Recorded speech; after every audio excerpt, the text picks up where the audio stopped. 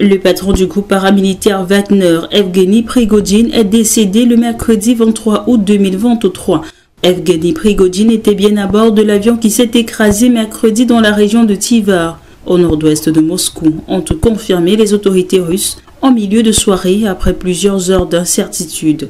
Un crash qui n'a laissé aucun survivant et dans lequel 10 personnes, dont 3 membres d'équipage, sont mortes. Le ministère russe des situations d'urgence explique que l'appareil s'est écrasé près du village de Kouchenkino, dans la région de Tver, au nord-ouest de Moscou. L'avion devait rejoindre Saint-Pétersbourg à près de 400 km de là.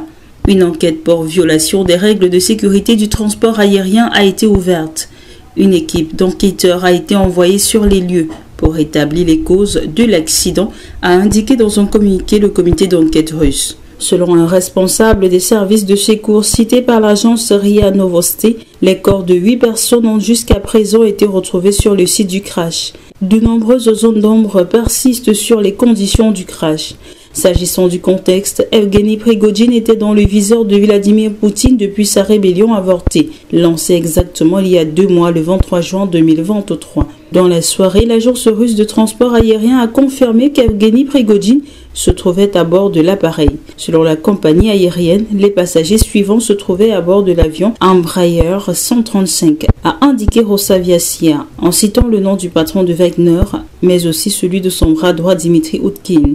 Selon elle, le vol se déroulait en vertu d'un permis d'espace aérien dûment délivré.